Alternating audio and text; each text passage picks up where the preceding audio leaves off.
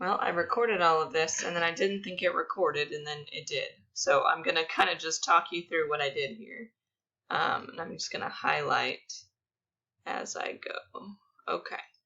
So when you need to find all the zeros, and you don't have any zeros to start with, you have to do your P's and your Q's. So you're going to write down all the factors of the constant term, and then all the factors of the leading coefficient. Which is 1 and 3, plus or minus 1, plus or minus 3. Q is just plus or minus 1. Then you're going to divide them in all possible combinations, which is a little easy for this one. So we have 4 choices, 1, -1, 3, or -3. From there, you start with whichever number you want to from this list. It's a free choice. I usually start with 1 or -1.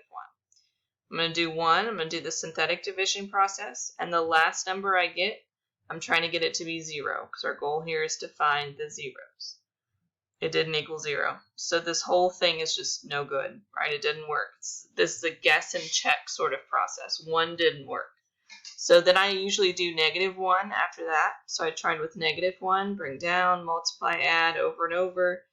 I get another thing that's not 0. So +1 is not an answer. -1 is not an answer. Next on my list is +3. So I did +3 next, did my synthetic division, I got a remainder of 0.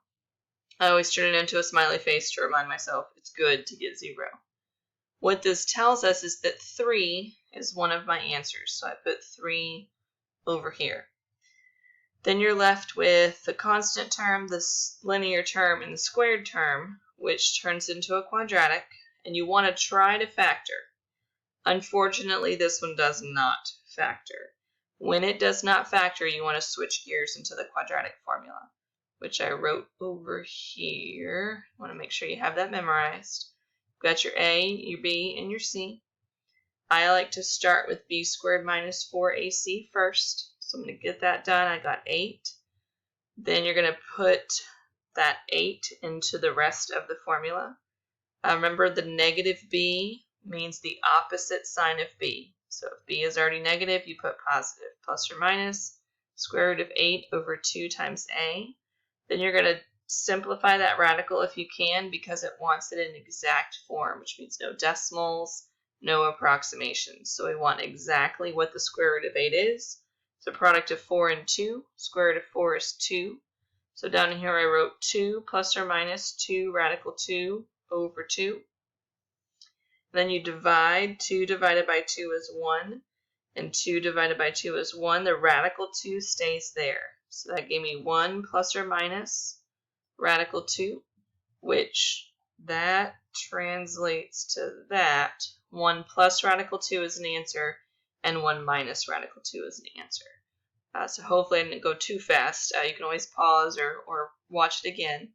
But when you have nothing to start with, you start with your P's and your Q's. You make your list, you do P over Q, and you just start synthetically dividing until you find that number that works.